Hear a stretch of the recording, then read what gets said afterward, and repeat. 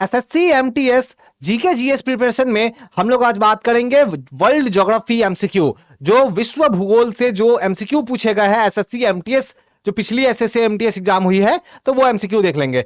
Start करते हैं। Sam talk about an example of igneous rock, which of the following can it be. तो Sam एक igneous rock के बारे में बात करता है। इग्निशियस रॉक मतलब आग्नेय चट्टान। तो कौन सा उसमें से एग्जांपल है यहाँ? तो एग्जांपल हो जाएगा बेसाल्ट। कौन सा एग्जांपल है? बेसाल्ट।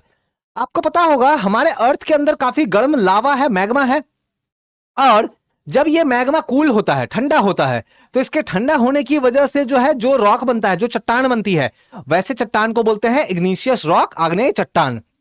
क्योंकि ये मैग्मा से बन रहा है, गर्म गर्म लावा जो मैग्मा जो है वो ठंडा होने की वजह से बन रहा है, तो इसमें आपको फॉसिल जो जीवाश्म जो है वो आपको नहीं मिलेगा, इसमें आपको परत नहीं मिलेगी, ठीक है, जीवाश्म आपको नहीं मिलेगा, और इसे बोलते हैं प्राइमरी रॉक, जो प्राथमिक चट्टान भी इसे बोलते हैं, आग्नेय चट्टान को।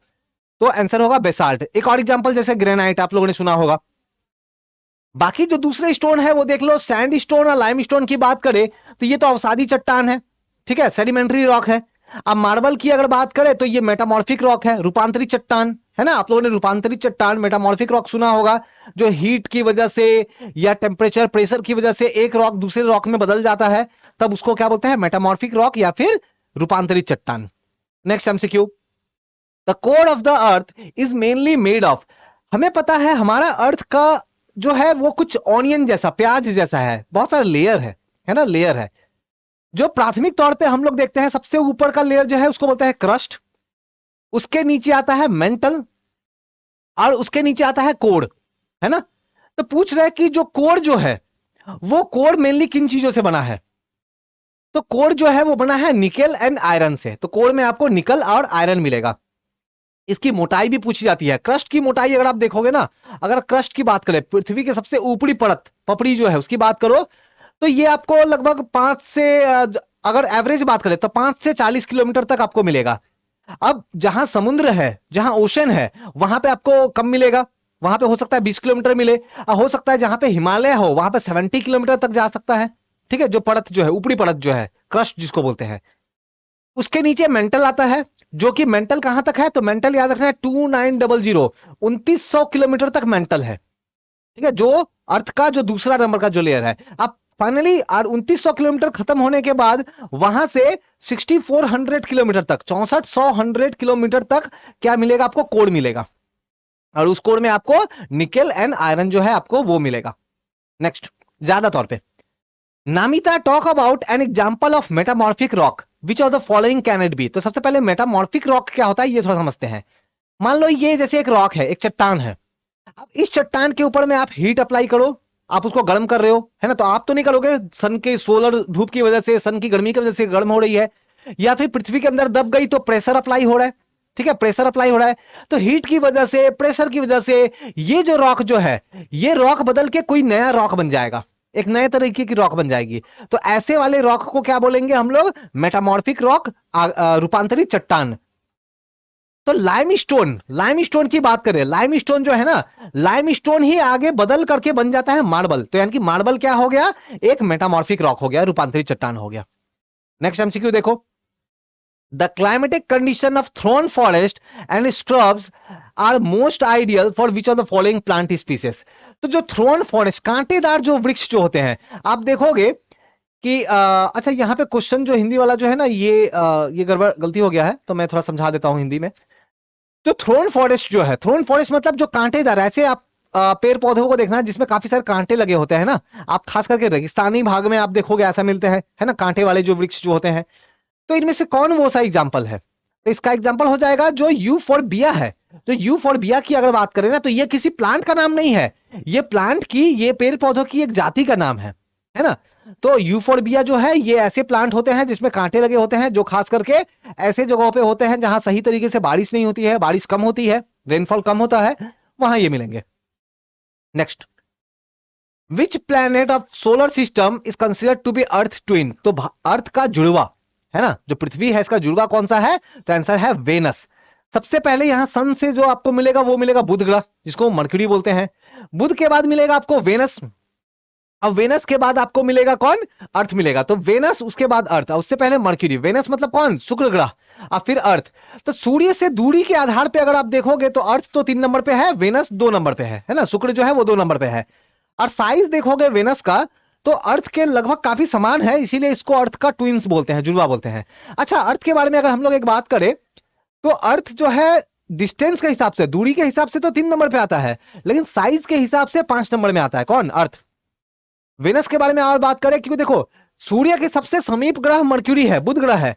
लेकिन अगर मैं पूछूं सबसे गर्म ग्रह कौन सा है, सबसे हॉट प्लैनेट कौन सा है, तो वो मर्क्यूरी नहीं होगा, वो होगा वेनस। 2 नंबर पे है। ऐसे तो लगता है, फील तो होता है क्या कि मरकरी को होना चाहिए, बुध होना चाहिए, लेकिन बुध नहीं है, मरकरी नहीं है, होगा कौन? वेनस, शुक्र जिसको बोलते हैं। कारण यह है कि वेनस में आपको CH4 जो मीथेन गैस है, क्या गैस है? मीथेन। मीथेन गैस काफी मात्रा में पाया जाता है, इस कारण से वेनस सबसे गर्म ग्रह है। और इसके कोई उपग्रह नहीं है, कोई सैटेलाइट आपको, नेचुरल सैटेलाइट उपग्रह नहीं मिलेंगे वेनस का, शुक्र का, है ना? और वेनस देखोगे ना, मॉर्निंग के समय में आपको जो है वो दिखाई देगा, इवनिंग के समय दिखाई देगा। तो बहुत बार इसको मॉर्निंग स्टार या ऐसा करके भी कुछ टर्म जो है ये यूज करते हैं वेनस के लिए। Next, Which of the following is considered to be purest form of natural water free from impurity? तो जो पानी जो है नेचुरल वाटर, तो सबसे प्योरेस्ट फॉर्म, सबसे प्योर, सबसे शुद्ध पानी आपको जो मिलेगा वो कहाँ? स्प्रिंग में मिलेगा, है ना? तो झरने का पानी जो है आपको काफी शुद्ध मिलेगा आपको बाकी के कंपेयर में। क्योंकि रेन वाटर में एसिड रेन हो सकता है, रिवर में आपको पता है गार्बेज वगैरह डाल देते हैं, वो हो सकता है। वेल वगैरह है तो हो सकता है कि वहां का पानी जो है उसमें फ्लोरीन हो, आर्सेनिक हो, तो वो उस कारण से वो इम्प्योर हो सकता है। स्प्रिंग का पानी बहुत साफ सुथरा होता है। In which of the following country is jhuming known as कोनोको? झूमिंग क्या होता है? तो झूमिंग एक तरह का स्लैश एंड बर्न एग्रीकल्चर है। स्लैश एंड बर्न क्या होता है? मान लो आप एक जगह पे खेती करते हो, वहां पे क्या करोगे? आप पेड़ पौधे जो भी जंगल है आप उसको काट दोगे, काट करके उसको जला दोगे, और उस एरिया में आप खेती करोगे, एग्रीकल्चर करोगे। आप 3 साल, 4 साल, 5 साल वहां करोगे, फिर वो एरिया छोड़ के कहीं और चले जाओगे, फिर वहां के पेड़ पौधों को काट दोगे, जला दोगे, और फिर वहां खेती करोगे। तो ये क्या करो? स्लैश मतलब काटना, बर्न मतलब जलाना। तो स्लैश एंड बर्न, तो झूमिंग एक तरह का स्लैश एंड बर्न है। तो ऐसा सिर्फ इंडिया में होता है ऐसा नहीं है, वर्ल्ड के अलग अलग कंट्रीज में होता है, अलग अलग नाम से बुलाते हैं। तो कोनुको कहां बोलते हैं? कोनुको बोलते हैं वेनेजुएला में, वेनेजुएला में। बाकी अलग अलग जगह पे देखोगे, वियतनाम में देखोगे तो राय बोलते हैं, यूएस और सेंट्रल मैक्सिको वगैरह वो सब में देखोगे तो मिल्पा बोलते हैं, मेडागास्कर में आप देखोगे तो तावी बोलते हैं। तो ये नाम याद रखना है अलग अलग क्षेत्रों में, है ना? जैसे ब्राजील में रोका बोलते हैं। तो ये सब अलग अलग क्षेत्रों में क्या नाम से बुलाया जाता है, ये नाम आपको ख्याल रखना है। इंडोनेशिया में लडंग बोलते हैं, ठीक है? Next, which of the following gases shield the surface of earth from UV radiation from the sun? तो हमें पता है सन से, सूर्य से अल्ट्रावायलेट किरणें निकलती है, यूवी रे, पराबैंगनी किरणें निकलती है, जो कि काफी हानिकारक होती है, हार्मफुल होती है। लेकिन हमारे अर्थ में एक लेयर है, एक गैस है, उस गैस का नाम क्या है? ओजोन। फॉर्मूला होता है O3। तो ये हमें उस हार्मफुल गैसेस से बचाता है, यूवी रेडिएशन से बचाता है। कहां मिलेगा आपको ओजोन? तो अगर आप पढ़ोगे हमारे एटमॉस्फेयर का, अगर आप अलग अलग लेयर को पढ़ोगे, हमारा जो वायुमंडल है आपको पता होगा बहुत सारे उसमें परतें हैं। सबसे पहली जो परत है इसको क्या बोलते हैं? ट्रोपोस्फियर, हिंदी में बोलते हैं क्षोभ मंडल। जो कि जो आप देखोगे इक्वेटर में 18 किलोमीटर तक जाता है। पोलर वाले एरिया में देखोगे 9-10 किलोमीटर तक जाता है ना? पोलर मतलब ध्रुवों पे 9-10 किलोमीटर जाता है, इक्वेटर मतलब जहां पे भूमध्य रेखा है वहां पे 18 किलोमीटर तक जाता है। इसके ऊपर एक और परत मिलेगा, एक और लेयर मिलेगा, जिसको बोलते हैं स्ट्रेटोस्फियर, हिंदी में बोलते हैं समताप मंडल। और ये समताप मंडल लगभग 50 किलोमीटर तक मिलेगा। इसी समताप मंडल में आपको एक और लेयर मिलेगा, मतलब कि समताप मंडल में ही वो लेयर है ना? स्ट्रेटोस्फियर में ही वो लेयर है। वो कितना आपको? लगभग 25 से 30 के आसपास किलोमीटर के आसपास का हाइट में वो मिलेगा, वो परत। और ये परत का नाम क्या है? ओजोन, O3, ठीक है? और ये हमें यूवी रे से बचाता है, ठीक है? यूवी रे से बचाता है। लेकिन इस ओजोन में हमने होल कर दिया है। कैसे कर दिया है? जो हम लोग बहुत सारा गैसेस जैसे CFC गैस रिलीज करते हैं, ये ओजोन लेयर को खत्म कर रहा है। इसको रोकथाम करने के लिए, इसको रोकने के लिए हमने काफी सारा, सभी कंट्री ने मिलकर काफी सारे प्रयास किए हैं, जिसमें एक इंपॉर्टेंट है मॉन्ट्रियल प्रोटोकॉल। नाम याद रखना, मॉन्ट्रियल प्रोटोकॉल क्या है?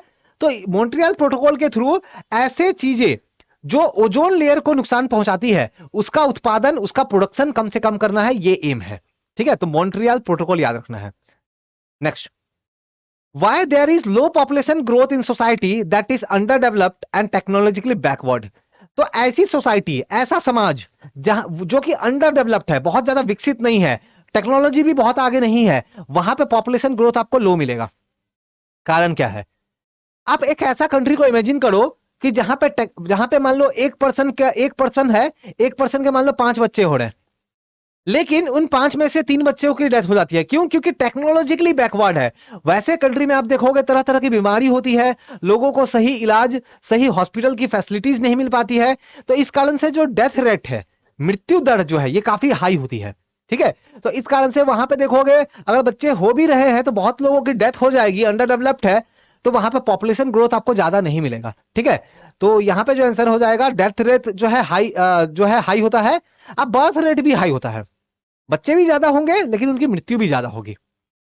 नेक्स्ट एमसीक्यू देखो, the plate movement on earth are classified into dash types.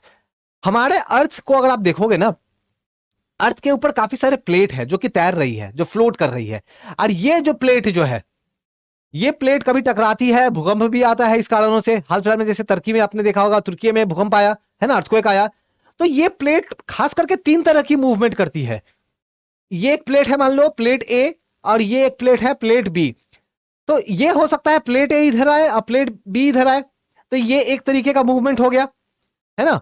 दूसरा हो गया कि प्लेट ए ऐसे है, प्लेट बी मान लो ऐसे है, ये इधर जा रहा है और ये इधर जा रहा है, दूर जा रहा है एक दूसरे से, तो ये दूसरे तरीके का मूवमेंट हो गया, है ना। एक होता है कि एक दूसरे से सामने ऐसा है, ये एक तरीके का। एक होता है एक दूसरे से दूर जाए, ठीक है। और एक और क्या हो सकता है कि मान लो ये प्लेट है और ये प्लेट है, ठीक है। मैं यहां बना देता हूं, ये प्लेट है और ये प्लेट है, ये वाला प्लेट इधर जा रहा है और ये वाला प्लेट इधर जा रहा है। मतलब ये कुछ ऐसा है कि ये 2 प्लेट है, एक प्लेट आगे की तरफ जा रहा है और ये वाला प्लेट पीछे की तरफ जा रहा है, तो एक दूसरे से ये रगड़ होगा ना, रगड़ खाएगा ये, ठीक है, एक कोलाइड करेगा इस तरह से, है ना। तो इस तरह से कोलाइड करेगा, तो ये 3 तरीके हो गए ना। तो प्लेट मूवमेंट जनरली क्लासिफाई करते हैं कितने तरीके के? 3 तरीके के, ठीक है। और इसी के कारण हम लोग, इन्हीं प्लेट मूवमेंट के कारण देखते हो हम लोग ओशन भी बनते हैं। इन प्लेट मूवमेंट के कारण जो है आपको देखोगे कि पर्वतें बनती है, माउंटेन्स बनते हैं, अर्थक्वेक आता है। नेक्स्ट, ओशन का crust of earth mainly composed of. तो हमने जैसे थोड़ा देर पहले देखा कि हमारे अर्थ का सबसे ऊपरी परत जो है, जिसको बोलते हैं क्या? क्रस्ट।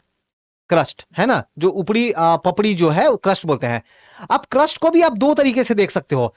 एक तो ऐसा क्रस्ट जो कि जमीन है, लैंड के ऊपर में है, और एक ऐसा क्रस्ट जो ओशन में, महासागरों के तल पे है ना। तो ओशन या जो भी सी है वहां पे है। तो लैंड वाला जो पार्ट है ना, वहां पे इसका मोटाई कितना होगा? तो लगभग 5 से 70 किलोमीटर के आसपास आपको मिल जाएगा, ठीक है। लेकिन ओशन वाले पार्ट में आपको ये मोटाई जो है वो कम मिलेगी, आपको 30 किलोमीटर या 20 किलोमीटर तक मिल सकता है, ठीक है। अलग अलग चीज होती है। लैंड वाला जो पार्ट है, ये क्रस्ट में अगर आप देखोगे तो आपको सिलिकॉन और एल्युमिनियम काफी ज्यादा मिलेगा, सिलिकॉन और एल्युमिनियम, ठीक है, लैंड वाले क्रस्ट में। ठीक है, क्रस्ट का जो लैंड वाला पोर्शन है वहां पे सिलिकॉन जो है आपको 46.6% तक मिलेगा। सिलिकॉन, एल्युमिनियम की बात कर रहे हैं। सिलिकॉन की बात करें तो सिलिकॉन भी आपको 27.7% के आसपास तक मिलेगा, है ना। और क्रस्ट में ही अगर मैं बात करूं तो, अच्छा सॉरी मैंने गलती बता दिया, ठीक है, एल्युमिनियम इतना नहीं, ये ऑक्सीजन है ना, ऑक्सीजन है ये, ठीक है, ऑक्सीजन 46.6%। लेकिन ये कौन से भाग से बना है? सिलिकॉन और एल्युमिनियम, ठीक है, मैं करेक्ट कर दे रहा हूं, ऑक्सीजन 46.6% था, ठीक है, सिलिकॉन ठीक है, और एल्युमिनियम जो है ये 8-9% के आसपास ये मिलेगा।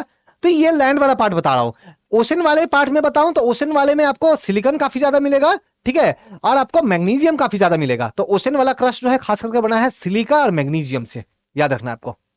Next MCQ, Mona right about an ocean that separate north America from the Europe. देखो आपको यहाँ पे आपको ऐसे करके नॉर्थ अमेरिका मिल गया, यहाँ पे आपको यूरोप मिल गया, और नॉर्थ अमेरिका और यूरोप के बीच में जो पानी वाला भाग है, जो ओशन है, कौन सा ओशन है? ये एक है अटलांटिक ओशन। क्या नाम है? अटलांटिक ओशन, ठीक है। तो अटलांटिक ओशन, अटलांटिक ओशन का अगर आप आकार देखोगे ना तो कुछ ऐसा आकार का मिलेगा आपको, ऐसा आकार का मिलेगा। वर्ल्ड का दूसरा सबसे बड़ा ये ओशन है, सेकंड लार्जेस्ट ओशन है, ठीक है। हमारे अर्थ का लगभग 20% भाग को ये कवर करता है, 20% सरफेस को, जो क्षेत्र जो है उसको कवर करता है, 20%, ठीक है, याद रखना ये सब चीजें। एक नंबर पे कौन कवर करता है? तो पैसिफिक ओशन, है ना, 32% के आसपास कवर करता है। इंडियन ओशन का 19 पॉइंट समथिंग है, ठीक है, तो 19.5% के आसपास जो है। आर्कटिक सबसे छोटा है, सबसे छोटा अगर आप मैं पूछूं ओशन कौन सा है तो आर्कटिक है, ठीक है। Next, rainfall is measured by the instrument called, तो रेनफॉल बारिश को अगर आपको मापना है कितना बारिश हो रही है मेजर करना है तो कैसे मेजर करते हैं, तो उसके लिए मेजर यूज करते हैं क्या, रेन गेज, है ना, रेन गॉज यूज करते हैं। बाकी बैरोमीटर से प्रेशर मापते हैं, ठीक है, एटमॉस्फेरिक प्रेशर, वायुमंडलीय जो दबाव जो है वो मापते हैं। पिरानी गॉज से भी प्रेशर मापते हैं, खास करके वैक्यूम वाले एरियाज में उन सब में प्रेशर मापते हैं। अल्टीमीटर से ऊंचाई मापते हैं, हाइट, ऊंचाई मापते हैं। तो रेन गॉज जो है बारिश मेजर करने का काम आता है। आप लोगों ने जरूर सुना होगा कि जैसे मैं एग्जांपल के लिए मैं वेस्ट बंगाल में रहता हूं, तो मेरे यहाँ पे 200 सेंटीमीटर के आसपास सालाना बारिश होती है एक साल में, एनुअल रेनफॉल, ठीक है। तो कहीं पे हो सकता है कम हो। ओके, नेक्स्ट आगे बढ़ते हैं, नेक्स्ट आगे बढ़ते हैं। नेक्स्ट देखो, the Coriolis force, the Coriolis force is caused by, तो कोरियोलिस फोर्स जो है वो क्यों होता है, तो पहले कोरियोलिस फोर्स होता क्या है पहले ये समझते हैं हम लोग।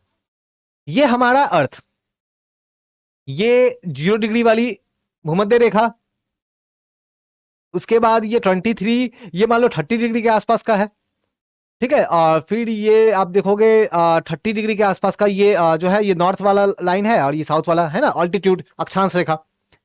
तो होता ये है कि हमारे अर्थ में 0 डिग्री तरफ से अगर कुछ भी देखो, कोई भी चीज अगर अर्थ में कोई भी चीज अगर ऊपर की तरफ जा रहा है, नॉर्थ डायरेक्शन में जा रहा है, तो ये सीधा नहीं जाएगा, ये थोड़ा सा अपने राइट साइड में मुड़ जाएगा। मतलब अर्थ में अगर कोई भी चीज है जो ऐसे सीधा जाना चाहिए, सीधा नहीं जाएगा। 0 डिग्री से मान लो हवा चल रही है, वो हवा 30 डिग्री की तरफ चल रही है, तो वो सीधा ऐसे नहीं जाएगा, स्ट्रेट नहीं जाएगा, ये अपने राइट साइड दक्षिण दिशा में थोड़ा सा मुड़ जाएगा। और अगर ये नॉर्थ हेमिस्फेयर है ना और ये साउथ वाला, और साउथ तरफ में जा रही है, तो ये कुछ ऐसे जाएगा, है ना, अपने ये जो है इस तरह से मुड़ जाएगा, ठीक है। तो ये नियम है कि नॉर्थ की तरफ अगर जा रहा है तो राइट साइड चल गया, साउथ हेमिस्फेयर में जा रहा है तो अपने लेफ्ट साइड चला गया। तो ये क्यों जा रहा है, ये जो देखो कोई भी चीज अपने आप तो मूव नहीं करता है, उसके लिए कोई फोर्स होना चाहिए, कोई बल काम करना चाहिए। तो ये जो बल है जो इस तरीके से मूवमेंट करवा रही है, किनका, जो हवाएं चलती है उनका, या फिर महासागरों में जो लहरें समुद्री धाराएं जो चलती है उनका, तो ये चलाने के पीछे जो कारण है वो है कोरियोलिस फोर्स। और ये होता क्यों है, बिकॉज अर्थ रोटेट कर रही है, हमारा पृथ्वी जो है वो घूम रहा है अपनी जगह पे, ठीक है। इसी पृथ्वी का घूर्णन गति के कारण ये होता है, तो याद रखना है। Next, minimum temperature of day occur generally, तो सबसे कम तापमान आपको कब मिलेगा, तो जनरली आप देखोगे मॉर्निंग, अर्ली मॉर्निंग, दोपहर के मॉर्निंग के 3 बजे, सुबह के 3 बजे या 2 बजे, है ना, 4 बजे आप देखोगे सबसे ज्यादा ठंड होती है ना। तो सबसे कम आपको टेम्परेचर हमारे अर्थ में मिलेगा कब, अर्ली मॉर्निंग में, ठीक है, अर्ली मॉर्निंग में। अब इससे रिलेटेड एक फैक्ट है, आप समझो, हमारे सन से जो हीट निकलता है उसको अगर मैं 100% मानू, हमारे सन से 100% हीट अर्थ की तरफ आया, अर्थ की तरफ कितना हीट आया, 100%। इस 100% को फिर आप डिवाइड कर दो, 100 में से 35%, 35% जो हीट जो है ये रिफ्लेक्ट हो जाता है, ये दोबारा भेज दिया जाता है, ठीक है। तो मैं इसको इरेज करके थोड़ा डायग्राम के थ्रू अगर समझाऊं तो ऐसा कुछ है, ये सन है, ठीक है, और यहां पे मान लो हमारा अर्थ है, ठीक है, हमारा अर्थ है ये ऐसे, ठीक है, और यहाँ पे सन है। तो सन से जो हीट आया उसका 35% जो है वो रिटर्न चला गया, तो अर्थ में कितना पहुंच रहा है, 65%। अर्थ में कितना पहुंचता है, 65%।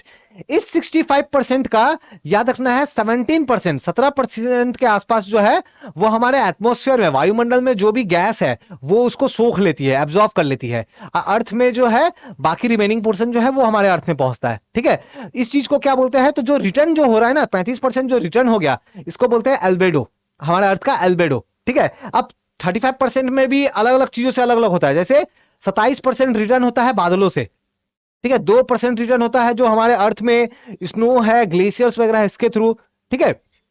अब बाकी का जो है वो हमारे जो है अलग अलग क्षेत्रों में वो फैल जाता है। तो ये जो नंबर जो है आपको याद रखना है, ठीक है। Next MCQ, push and pull factor are associated with which of component of the population. तो पुश और पुल फैक्टर क्या है, मैं एग्जांपल से समझाता हूं। मान लो ये एक गांव है, ये एक गांव है ए विलेज, और ये विलेज बी है ना, तो ये विलेज ए है, ये गांव जो है विलेज बी है। विलेज बी में स्कूल है, ठीक है, अब विलेज ए में स्कूल नहीं है। तो क्या होगा, विलेज ए के जो बच्चे हैं वो जाएंगे विलेज बी में स्कूल में पढ़ने के लिए। तो विलेज बी, हम लोग ऐसा बोल सकते हैं ना, विलेज बी एक तरीके से बात करे तो विलेज ए के लोगों को बुला रहा है कि मेरी तरफ आओ। क्यों आओ, क्योंकि मेरे यहाँ स्कूल है। तो बहुत सारे लोग गांव में बहुत सारी चीजें फैसिलिटी नहीं मिलती है, या किसी जगह पे फैसिलिटी नहीं मिलती है, तो इस कारण से अपना गांव छोड़ के शहरों में आ जाते हैं। ठीक है, तो हम लोग ऐसा बोल सकते हैं ना कि जो टाउन जो है, शहर जो है, जो सिटी जो है, वो विलेज से लोगों को बुला रही है, एक तरीके से खींच रही है अपनी ओर। तो सिटी के लिए ये क्या हो जाएगा, पुल फैक्टर। क्योंकि विलेज से लोग जा रहे हैं, विलेज से क्यों जा रहा है, क्योंकि विलेज में सुविधा नहीं मिल रही है, तो उसको बोलेंगे पुश फैक्टर। तो पुल फैक्टर और पुश फैक्टर के कारण लोग जो है एक जगह से दूसरी जगह जाते हैं, इसको बोलते हैं migration. Next, which are the following crop take place almost a year to grow. तो इनमें से कौन सा फसल जो है जिसको ग्रो होने में, है ना, उगने में एक साल का, एक वर्ष का समय लगता है। तो सही आंसर आसान सा है, सुगर केन, है ना, सुगर केन जो है इसमें एक साल का समय लगता है। सुगर केन प्रोडक्शन की बात करें तो आप देखोगे यूपी में, देन आप देखोगे महाराष्ट्र, एंड देन आप कर्नाटका वाला रीजन सब में देखोगे काफी सारा सुगर केन होता है। ठीक है, जो ईख जो है वो होती है। याद रखना है, एक वर्ष के आसपास का समय लगता है, पानी बहुत लगता है सुगर केन के कल्टीवेशन में। Next, which are the following is example of sedimentary rock. Sedimentary rock क्या है, हमें पता है, नदियां बह रही है, नदियां अपने साथ बालू पत्थर सिल्ट, है ना, क्या बोलते हैं, सिल्ट, जो बालू पत्थर मिट्टी बहा के लेके आ रही है, और एक जगह पे परत दर परत वो जमा करते जाती है, जमा करती जाती है। तो इस कारण से जो चट्टाने बन रही है, सिर्फ नदियां नहीं, ग्लेशियर भी ऐसा करते हैं, है ना, वायु भी ऐसा करती है, एयर के थ्रू भी इस तरह का होता है ना, हवा भी क्या करेगी, मिट्टी को बहा के लेके जाएगी और परत दर परत जमा करते रहेगी। तो इससे जो चट्टान बनेगा, इससे जो रॉक बनेगा, वो होगा सेडिमेंट्री रॉक। कौन एग्जांपल है यहाँ पे सेडिमेंट्री का, तो सैंडस्टोन। ग्रेनाइट तो इग्निशियस है ना, आग्नेय चट्टान है। स्लेट और मार्बल की बात करें तो ये रूपांतरित चट्टान है, मेटामॉर्फिक रॉक है। Next, which are the following is young fold mountain, है ना, माउंटेन की भी अलग अलग टाइप होती है। तो यंग फोल्ड माउंटेन इंडिया में अगर बात करें तो हिमालय है, लेकिन यहां तो हिमालय ऑप्शन में दिया ही नहीं है ना। तो यंग फोल्ड माउंटेन इनमें से कौन है, तो आंसर है आल्प्स। जो आल्प्स पर्वत है, कहां मिलेगा आपको, यूरोप में मिलेगा। यूरोप में आपको देखोगे ना आप, इटली, इटली और फ्रांस का बॉर्डर पे, इधर में आपको मिलेगा स्विट्जरलैंड, है ना। तो इटली, फ्रांस, स्विट्जरलैंड, इन सब के बॉर्डर पे आपको ये पर्वत मिलेगा, कौन सा, आल्प्स। और आल्प्स का सबसे ऊंचा जो चोटी है, जो पीक है, उसको बोलते हैं माउंट ब्लैंक। क्या बोलते हैं, माउंट ब्लैंक, है ना, माउंट ब्लैंक बोलते हैं। ठीक है, आल्प्स पर्वत है। बाकी ये नाम देखोगे तो जैसे अल्पेशियन जो है, ये भी फोल्ड माउंटेन है, लेकिन ये यंग नहीं है, ये ओल्ड फोल्ड माउंटेन है, पुराना है। ठीक है, अरावली की बात करें तो अरावली जो है ये भी ओल्ड फोल्ड माउंटेन है। ठीक है, अरावली ओल्ड फोल्ड माउंटेन है, इंडिया में है। अब वॉसगेस की बात करें तो ब्लॉक माउंटेन है। वॉसगेस की बात करें तो कैसा माउंटेन है, ब्लॉक माउंटेन। ठीक है, ब्लॉक पर्वत, ब्लॉक पर्वत क्या होता है, चलो ये भी समझा देता हूं मैं। ठीक है, देखो, ये एक जमीन का टुकड़ा है, ये एक जमीन है। किसी कारण से मान लो जमीन का ये वाला भाग अगर अंदर की ओर धंस जाए, अगर ये वाला भाग अंदर की ओर धंस जाए, मतलब कुछ ऐसा बन जाए। ठीक है, तो इससे क्या होगा कि ये वाला भाग तो नीचे धंस गया, और ये भाग ऊंचे ऊंचे ऊंचे रह गए। तो ये वाला पोर्शन जो है एक तरह से पर्वत, यहां पे अगर तुम खड़ा होकर देखोगे तो ये तुमको पहाड़ जैसा नजर आएगा ना, पर्वत, माउंटेन जैसा नजर आएगा। तो ये हो जाएगा ब्लॉक माउंटेन, ये हो जाएगा ब्लॉक माउंटेन। एक और तरीके से भी ये बन सकता है, वो भी चलो दिखा देता हूं मैं। मान लो ये एक नॉर्मल जमीन है, ठीक है, और इस जमीन का मान लो ये वाला भाग जो है ये ऊपर उठ जाए। ठीक है, मतलब ऐसा है, ठीक है, ऐसा हो जाए। तो ये क्या बन जाएगा, ये बन जाएगा ब्लॉक माउंटेन, है ना, क्या बन जाएगा, ब्लॉक माउंटेन, जिसको ब्लॉक पर्वत हम लोग बोलते हैं। अब मन में आ रहा होगा सर ये ऊपर क्यों जाएगा या नीचे क्यों आएगा, तो जैसे हमने देखा हमारी पृथ्वी पे, हमारे अर्थ पे बहुत सारे प्लेट है ना, तो ये प्लेट लगातार मूव करती रहती है, तो इस कारण से ये इस तरह के चट्टाने, इस तरह के जो पर्वत जो है वो बनते रहते हैं। ठीक है, next, Vinod talk about only planet with liquid water on the surface, which of the following planet is he thinking about. ये आसान है, ये बहुत आसान है। तो विनोद की बात करें तो विनोद जो है एक प्लेनेट की बात करता है जहां पे आपको लिक्विड वाटर मिलेगा, तो कौन सा है, बड़ा आसान है, अर्थ है ना, कौन सा है, अर्थ है, पृथ्वी है। ठीक है, नेक्स्ट आप देखोगे, the movement of people across region and territories is called. तो लोग एक जगह से दूसरी जगह जा रहे हैं, एक शहर से दूसरे शहर, गांव से शहर में जा रहे हैं, एक कंट्री से दूसरी कंट्री जा रहे हैं। तो ये जो चीज है इसको क्या बोलते हैं, माइग्रेशन, है ना, प्रवास, एक जगह से दूसरी जगह लोग जाते हैं काम के लिए, पढ़ाई करने के लिए, अलग अलग कारणों से जाते हैं। नेक्स्ट देख लो, temperate grassland are ideal for. तो जो टेम्परेट ग्रासलैंड होते हैं, ग्रासलैंड मतलब घास के मैदान। अब टेम्परेट मतलब क्या होता है, तो पहले टेम्परेट मतलब समझो सबसे पहले, अब फिर आंसर बताता हूं। ये हमारा अर्थ है, ये 0 डिग्री भूमध्य रेखा, इक्वेटर वाली लाइन, यहां पे आपको मिलेगा 23.5 नॉर्थ लैटिट्यूड, है ना, और यहां मिलेगा 23.5 साउथ लैटिट्यूड, है ना। तो 23.5 नॉर्थ लैटिट्यूड मतलब कौन सा, कर्क रेखा, Tropic of Cancer. Tropic of Cancer, है ना। और यहां पे मिलेगा ट्रॉपिक ऑफ क्या, कैप्रिकॉन, है ना, कैप्रिकॉन रेखा तो कर्क रेखा, ठीक है। तो ये 0 डिग्री से लेकर के, ठीक है, 0 डिग्री से लेकर के यहाँ पे 23.5 वाला जो है ऊपर में, और यहाँ पे 23.5 नीचे में, यहाँ पे सन का लाइट लगभग लगभग डायरेक्ट आता है, तो इसको बोलते हैं टॉरिड जोन। क्या बोलते हैं, टॉरिड जोन, टॉरिड जोन। फिर 23.5 से ऊपर अगर आप जाओगे 66.5, ठीक है, तो मतलब मैं फिर से अगर ड्रॉ करके बताऊं, मतलब यहां जीरो वाला लाइन आपने देखा, यहां 23.5, 23.5, 66.5, 66.5, तो 23.5 से 66.5 और 23.5 से 66.5 दोनों ऊपर नीचे, तो ये वाला जो क्षेत्र है ना, इसको बोलते हैं टेम्परेट जोन। क्या बोलते हैं, टेम्परेट जोन, शीतोष्ण, ठीक है, शीतोष्ण। तो इन सब जगहों पे आपको कुछ घास के मैदान मिलेंगे, तो उन घास के मैदानों में आपको काफी अच्छा कल्टीवेशन देखने को मिलेगा वीट का। आप लोगों ने जरूर कुछ घास के मैदान के नाम सुने होंगे, जैसे स्टेपी, ठीक है, पंपास, ठीक है, पंपास आपको कहां मिलेगा, अर्जेंटीना में, ठीक है, मैं थोड़ा इरेज करके मैं बताता हूं, ठीक है। आपको पंपास आपने सुना होगा, तो आपको अर्जेंटीना वाले एरिया में आपको देखने को मिल जाएगा, साउथ अमेरिका, दक्षिण अमेरिका कॉन्टिनेंट में। आपने साउथ अमेरिका, है ना, सॉरी, साउथ अफ्रीका का वेल्ड सुना होगा, वेल्ड, ठीक है, साउथ अफ्रीका अफ्रीका महाद्वीप में है। ऑस्ट्रेलिया की बात करें, ऑस्ट्रेलिया में और न्यूजीलैंड वाले में आपको डाउन्स मिल जाएगा। ये सब जो नाम मैं लिख रहा हूं ना, ये घास के मैदान के नाम है, तो डाउन्स मिल जाएगा। रसिया और यूक्रेन वाले एरिया में आपको स्टेपी मिल जाएगा, ठीक है। तो ये सब आपको नाम जो है याद रखने हैं। मैंने एक यहां मिस कर दिया, कौन सा, नॉर्थ अमेरिका का घास का मैदान, जो कि टेम्परेट वाला है। पता है तो बताओ मुझे कमेंट करके, क्योंकि देखो जो भी एमसीक्यू कर रहे हो ना, ये सभी SSC, MTS, PYQ, GK, GS है। आप एग्जाम देने वाले हो एसएससी एमटीएस 2023, एसएससी एमटीएस 2024, इन सब में ये सब क्वेश्चन आपको रिपीट मिलेंगे, है ना। सिर्फ एसएससी एमटीएस में नहीं, एसएससी का, एसएससी फेज 11 आ रहा है ना, एसएससी का सीजीएल आ रहा है, ठीक है। तो ये सब एग्जाम में आपको ये काम देगा, है ना, तो ये सबको आपको याद करके जाना है। Next, the percentage of nitrogen in air is about, तो आसान सा क्वेश्चन है, नाइट्रोजन कितना मिलेगा आपको, तो 78% मिलेगा। बाकी ऑक्सीजन की बात करें तो 21% ऑक्सीजन मिलेगा, ठीक है। कार्बन डाइऑक्साइड की बात करें तो 0.03 मिलेगा कार्बन डाइऑक्साइड। आर्गन, आर्गन की बात करें तो 0.9% के आसपास मिलेगा। आर्गन एक कैसा गैस है, इनर्ट गैस है, ठीक है। आर्गन कैसा गैस है, इनर्ट गैस है, ठीक है। इनर्ट गैस जो है, जो कि ग्रुप 18 में होते हैं ना, ग्रुप 18 वाले इनर्ट गैस, ठीक है। तो ग्रुप 18 जो होते हैं, ठीक है, तो वो इनर्ट गैस है, ठीक है, आर्गन। कुछ और इनर्ट गैस का अगर नाम को पता है तो आप वो मुझे बताओ, कौन कौन से इनर्ट गैस होते हैं, नाम पता है तो बताओ मुझे कमेंट करके। नेक्स्ट, अब ऐसे कोई भी डाउट क्वारी हो तो डिस्क्रिप्शन में आपको टेलीग्राम, फेसबुक, इंस्टाग्राम सारा लिंक मिल जाएगा, डायरेक्टली आप मुझसे बात कर सकते हो, ठीक है।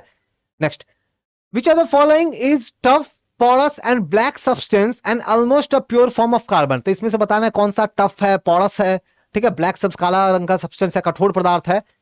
तो बाकी ये सबको देखे तो यहाँ पे आपको आंसर हो जाएगा इसका कोक, कोक ये है। बाकी यहाँ पे देखो, देखो कोल गैस, नहीं तो नाम से ही पता चला गैस है, यहाँ तो क्या बोल रहा है, टफ होना चाहिए, पोरस होना चाहिए, मतलब ठोस होना चाहिए, है ना, सॉलिड होना चाहिए, तो कोल गैस तो होगा नहीं, है ना। कोल तार और बिटुमेन की बात करें तो ये लिक्विड होते हैं, ठीक है, ये लिक्विड होते हैं। आप लोगों ने बिटुमेन देखा होगा ना, बिटुमेन जब कहीं पे रोड वगैरह बनाते हैं, रास्ते बनाते हैं, तो आप देखते हो ना वो ब्लैक ब्लैक काले काले कलर का चिपचिपा जो होता है जिससे रोड बनती है, तो वो क्या होता है, वो होता है बिटुमेन, पेट्रोलियम का बाई प्रोडक्ट है, पेट्रोलियम से मिलता है वो, ठीक है। Now, one astronomical unit and one parsec are unit of, तो वन एस्ट्रोनॉमिकल यूनिट और वन पार्सेक जो है ये क्या है, तो ये दूरी मापने की इकाई है, लेंथ मापने का इकाई है, ठीक है, डिस्टेंस मापने का इकाई है। Which are the following is world largest inland sea, ठीक है, दुनिया की सबसे बड़ी सी, लेकिन कैसी सी, इनलैंड सी। अब इनलैंड सी क्या होता है, मान लो एक ऐसा करके जमीन है, और इस जमीन के यहां पे एक जो है पानी का एक बहुत बड़ा भाग है, चारों तरफ से जमीन है, तो ये क्या हो जाएगा, ये हो जाएगा लेक, है ना, झील बोलते हैं जिसको। लेकिन अगर इसका साइज बहुत बड़ा हुआ, बहुत बड़ा, तो ये है तो लेक, लेकिन इसको कभी बार इनलैंड सी भी बोल देते हैं, तो है असल में लेक, झील, लेकिन इनलैंड सी बोल रहा है। तो यहां एग्जांपल मिलेगा कैस्पियन सी का, है ना, कैस्पियन सी। कैस्पियन सी देखोगे बॉर्डर लगती है अजरबैजान का, आप देखोगे इसका बॉर्डर लगेगा आपको रशिया के साथ में, है ना, ईरान के साथ में, कजाकिस्तान के साथ में, ठीक है। तो इन सब के साथ में जो है आपकी ये बॉर्डर लगेगी, ठीक है। तो कंट्री का नाम भी याद रखना है, किनके किनके साथ बॉर्डर लग रहा है, Caspian Sea. Next, which wind are also known as the roaring forties. अब रोडिंग फोर्टीज क्या होता है समझो, ठीक है। अगेन फिर से हम लोग बनाते हैं हमारा अर्थ। अर्थ में ये 0 डिग्री वाली लाइन, यहां पे लगभग 40 डिग्री वाली लाइन है इक्वेटर, ठीक है। 40 डिग्री लैटिट्यूड वाली लाइन है नॉर्थ, यहां पे 40 डिग्री साउथ वाली लाइन है। होता क्या है, 0 डिग्री के आसपास सूर्य का गर्मी, सूर्य का जो रोशनी है बहुत तेज होता है, बहुत धूप होती है। इस कारण से यहाँ की जो हवाएं है ये एटमोस्फेयर में, वायुमंडल में ऊपर की तरफ जाती है और फिर आगे जाके लगभग 40 डिग्री के आसपास नीचे उतरने लगती है। तो यहां से कुछ ऐसे जाता है। इससे होता यह है कि 0 डिग्री वाले क्षेत्र में लो प्रेशर बनता है ना। वायुदाब जो है वो निम्न हो जाती है, निम्न वायुदाब का क्षेत्र बनता है कहां पे, 0 डिग्री के आसपास में, इसको हम लोग डोल्ड्रम भी बोलते हैं। और 40 डिग्री के आसपास में आप देखोगे तो वहां पे उच्च वायुदाब, हाई प्रेशर वाला एरिया बनता है। तो हमें पता है हवा हमेशा हाई प्रेशर से लो प्रेशर की ओर फ्लो होती है, लो प्रेशर की ओर बहेगी। तो होता यह है कि जो वेस्टर्न वाला जो पार्ट है ना, यहाँ पे 40 डिग्री वाला, यहाँ पे हाई प्रेशर वाला एरिया है और लो प्रेशर 0 डिग्री है। तो यहां से काफी तेज हवाएं जो है कुछ इस डायरेक्शन में बहती है। आप अगर डायरेक्शन को थोड़ा सा देखो तो कुछ ऐसा है, ऐसा स्ट्रेट नहीं है, ऐसा स्ट्रेट नहीं है, ठीक है। मैं इरेज करके थोड़ा सा फिर से मैं दिखा दूं। ये कुछ ऐसा है कि 40 डिग्री वाली लाइन यहाँ पे है, ये 40 डिग्री वाली लाइन है, कौन सी, साउथ, याद रखना साउथ। और यहाँ पे ये 0 डिग्री वाला इक्वेटर है, ठीक है। तो हवाएं कुछ ऐसी फ्लो हो रही है, ठीक है, कुछ ऐसे फ्लो होती है। तो ये जो हवाएं बहती है ना काफी तेज गति से बहती है, तो इसलिए आवाज करती है। और क्योंकि 40 डिग्री साउथ के आसपास से बह रही है इसलिए 40 है ना, 40 समझ में आया, 40s। और रोडिंग क्यों बोल रहे हैं, क्योंकि काफी तेज गति से हवाएं ये बहती है, ठीक है। तो इसको बोलते हैं रोडिंग 40s, हिंदी में बोलते हैं गरजने वाली चालीसा, है ना, गरजने वाली चालीसा, ठीक है, याद रखना है। नेक्स्ट, इसी तरीके से दक्षिण भाग में आप 60 डिग्री के आसपास में एक और हवाएं बहती है, ठीक है, 60 डिग्री के आसपास में, ठीक है। तो उसको बोलते हैं स्क्रीमिंग 60s, चीखने वाली 60। तो नाम याद रखना, चीखने वाली 60, स्क्रीमिंग 60s। और ये क्या हो गया, 40s, याद रखना। ये साउथ में है ना, सदर्न हेमिस्फीयर में है। जो दक्षिणी गोलार्ध है उसमें मिलेगा आपको, उत्तरी गोलार्ध में नहीं मिलेगा। ये क्यों नहीं मिलेगा उत्तरी गोलार्ध में, क्योंकि उत्तरी गोलार्ध में काफी सारा लैंड है, काफी सारा महादेश की लैंड है ना, इसी कारण से। और दक्षिणी गोलार्ध में अगर आप देखोगे मैप, तो आपको वहां पे आपको कंट्री वगैरह कम नजर आएंगे, वहां पे ज्यादातर आपको पानी नजर आएगा, इसीलिए। नेक्स्ट एमसीक्यू, सॉइललेस एग्रीकल्चर, खेती करो लेकिन मिट्टी यूज ना करो, तो सॉइललेस एग्रीकल्चर क्या बोलते हैं उसको, तो उसको बोलते हैं क्या, हाइड्रोपोनिक्स। हाइड्रोपोनिक्स है ना, मिट्टी बिना मिट्टी के खेती करेंगे। अच्छा, विच of the following is warm current. हमारा जो बहुत ही बड़ा सा ओशन है, कितने सारे ओशन है ना, पैसिफिक ओशन सबसे बड़ा, Atlantic ocean, Indian ocean, southern ocean, Arctic ocean. In ocean में जो है ना समुद्री धाराएं बहती है। अब ये समुद्री धाराएं, कुछ समुद्री धाराएं गर्म है, हॉट है, कुछ समुद्री धाराएं कोल्ड है, ठंडी है। तो यहां पे आपको बताना है गर्म वाली, जो वार्म वाली है वो कौन सी है। तो आंसर हो जाएगा गल्फ स्ट्रीम। जो गल्फ स्ट्रीम जो है ना ये गर्म जलधारा है। बाकी लेब्राडोर, फॉकलैंड और कैनेडी की बात करें तो ये ठंडी जलधारा है, ठीक है। तो याद रखना है, ठीक है। कहां बहता है ये गल्फ स्ट्रीम, तो ये आपको नॉर्थ अमेरिका, अगर मैं ऐसा कुछ बनाऊं, मान लो ये नॉर्थ अमेरिका है, ये साउथ अमेरिका है, ठीक है। तो नॉर्थ अमेरिका के तटीय क्षेत्रों में कुछ ऐसे बहता है। ये 0 डिग्री मान लो लाइन है, तो 0 डिग्री से ऐसे करके गल्फ स्ट्रीम बहती है, ठीक है। और यहाँ पे यूरोप आपको मिलेगा। और ये बीच में कौन सा ओशन, ये अटलांटिक ओशन हो गया। तो अटलांटिक ओशन में 0 डिग्री से इस तरह से जो बहती है वो कौन सी है, गल्फ स्ट्रीम, ठीक है, गल्फ गल्फ जलधारा। और यहाँ पे ऐसे करके जो बहती है वो हो जाएगी कैनेडी, ठीक है, कैनेडी वाली जो है यहाँ बहती है। और लेब्राडोर भी यहाँ पे बहती है ऐसे करके, ठंडी वाली, ठीक है। नेक्स्ट, मैं इन सबका प्रॉपर अलग से लेक्चर लेके आने वाला हूँ, इंडिविजुअल हर एक टॉपिक का प्रॉपर लेक्चर आने वाला हूँ। अभी तो बस प्रीवियस पीवाईक्यू हम लोग देख रहे हैं ना, प्रीवियस ईयर क्वेश्चन देख रहे हैं एसएससी एमटीएस एग्जाम का, जीके का। Next, the study of human population including their size, composition, distribution across the space and the process, है ना, जिसके थ्रू पॉपुलेशन चेंज हो रहा है, क्या बोलते हैं इसको। तो कहीं का पॉपुलेशन को आप स्टडी करते हो, उम्र कितना है, साइज कितना है, पॉपुलेशन ज्यादा कहाँ है, कहाँ लोग रह रहे हैं, कैसे रह रहे हैं, पढ़ाई कितने कर रहे हैं, तो ये सभी चीजों को बोलते हैं बेसिकली डेमोग्राफी। क्या बोलता है, जनसांख्यिकी या फिर डेमोग्राफी, ठीक है। नेक्स्ट एमसीक्यू देखो, the steep rock coast rising almost vertically above the sea is called. तो आप देखो अगर समुद्र है, समुद्र के साइड में आपको अचानक से एक ऊंचा सा आपको पर्वत जैसा, पहाड़ जैसा हिल नजर आएगा, पहाड़ी नजर आएगी, तो ये क्या है, इसको बोलते हैं क्या, सी क्लिफ, ठीक है, समुद्री चट्टान, ठीक है, सी क्लिफ आपको ये बोलेंगे, ठीक है। तो समुद्र से ये जो है ये उठता है, ठीक है। ऑक्सबो लेक, इसका तो समुद्र से लेना देना नहीं है। ऑक्सबो लेक क्या होता है, मान लो एक नदी बह रही है ऐसे, आगे जाकर के कुछ सालों के बाद में वो नदी कुछ ऐसे बहने लगी, ठीक है। उसके कुछ सालों के बाद में नदी जो है वो एकदम ऐसे बहने लगी, उसके कुछ सालों में नदी जो है ऐसे हो गई, और ये वाला जो पोर्शन है ये कट गया, तो ये पोर्शन ऐसे हो गया। तो नदी तो इधर बह रहा है, और ये वाला पोर्शन में थोड़ा सा पानी जो अटक गया ना, पानी जो रह गया, तो इससे जो लेक बन रहा है ना, वो ये सी शेप का ऐसा बन रहा है ना, तो इसको बोलते हैं ऑक्सबोल लेक, ठीक है। नेक्स्ट, लाइमस्टोन, चौक, मार्बल, ये सब क्या है? तो ये सब जो है कैल्शियम कार्बोनेट, कैल्शियम CaCO3, ये सब क्या है? कैल्शियम कार्बोनेट है, ठीक है। तो याद रखना, लाइमस्टोन, चौक, मार्बल कैल्शियम कार्बोनेट है। Next, the number of life birth पर 1000 person in a year is called, एक साल में, ठीक है, एक साल में 1000 बच्चों का, ठीक है, the number of life birth पर 1000 पर्सन, 1000 बच्चों का कितने, 1000 लोगों का कितने बच्चे हुए, 1000 लोगों का कितने बच्चे हुए? मान लो 1000 लोगों के बच्चे क्या 1500 बच्चे हुए एक साल में, कि 1200 हुए, कितने हुए? ठीक है, तो ये इससे हम लोग क्या निकालते हैं? बर्थ रेट निकालते हैं। क्या निकालते हैं? बर्थ रेट, जन्म दर।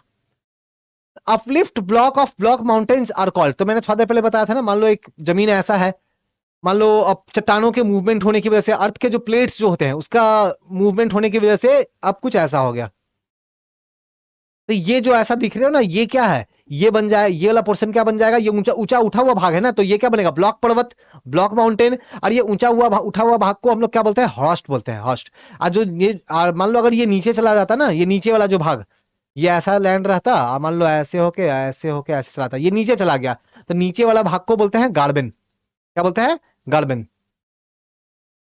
The number of person per unit area give the measurement of, तो किसी एक एरिया में कितने लोग रहते हैं, 1 किलोमीटर स्क्वायर एरिया में कितने लोग रह रहे हैं?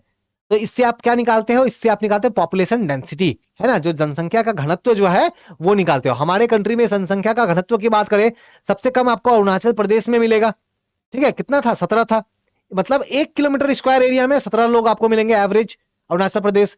और सबसे ज्यादा था बिहार में, कितना था? 1106, ठीक है, 1106 लोग जो है पर स्क्वायर किलोमीटर, ठीक है। ये मैं बात कर रहा हूं मैं राज्यों की, अगर आप यूनियन टेरिटरी को ऐड कर दोगे, दिल्ली वगैरह को ऐड कर दोगे, तब तो बहुत ज्यादा है, दिल्ली का तो बहुत ज्यादा है, मैं राज्यों की बात कर रहा हूं। All the changes in the weather are driven by, तो हमारे वायुमंडल में, एटमोस्फेयर में, क्लाइमेट में जो भी चेंज होता है, वेदर में, मौसम में जो भी चेंज होता है, कहीं ना कहीं ये सभी चीजें जुड़ी हुई है सन से, सूर्य से, है ना, सूर्य से जुड़ी हुई है, याद रखना है। What is the measure of moisture present in air called, तो हमारे एटमोस्फेयर में जो मॉइस्चर जो होता है, जो नमी जो होती है, इस नमी को हम लोग क्या बोलते हैं? ह्यूमिडिटी, है ना, आर्द्रता। और इसी नमी के कारण हम लोग देखते हैं बारिश होता है, स्नोफॉल होगा, या फिर और जो भी जो है प्रिसिपिटेशन जो भी चीजें होंगी, ठीक है, वो होती है ना। यहां तक समझ में आया? ठीक है ना। तो एक काम करते हैं हम लोग बेटर है कि इसको हम लोग यहीं तक रखते हैं, ये क्वेश्चन को बेटर है कि मैं नेक्स्ट पार्ट में करवा देता हूं, क्योंकि एमसीक्यू काफी सारे और भी है, ठीक है। तो ये हमारा पार्ट 1 है, पार्ट एक और पार्ट 2 आएगा वर्ल्ड ज्योग्राफी एमसीक्यू का, एक और पार्ट 2 आएगा एसएससी एमटीएस का, और ये कवर हो जाएगा, ठीक है। तो हमने देखो हमने क्या करा, तो हमने आपके एसएससी एमटीएस जीके जीएस में, कौन सा एसएससी एमटीएस? दो एसएससी एमटीएस 2022 ईयर में जो हुई है ना, उसका बात कर रहा हूं मैं। तो एसएससी एमटीएस जो 2022 ईयर में हुआ है, उसमें से वर्ल्ड ज्योग्राफी का जो भी एमसीक्यू पूछा गया है, जो विश्व भूगोल का जो भी आपसे प्रश्न पूछे गए थे, एमसीक्यू पूछे गए थे, वो सभी हमने देख लिया है, पार्ट 1 देखा है। एक और पार्ट 2 आएगा, उसमें ये पूरा कंप्लीट हो जाएगा। कोई भी डाउट क्वारी हो तो आप मुझे कमेंट करके बताओ, ठीक है। और जो मैंने आंसर पूछा है वीडियो में, उसको भी आप बताओ कमेंट करके। Thank you.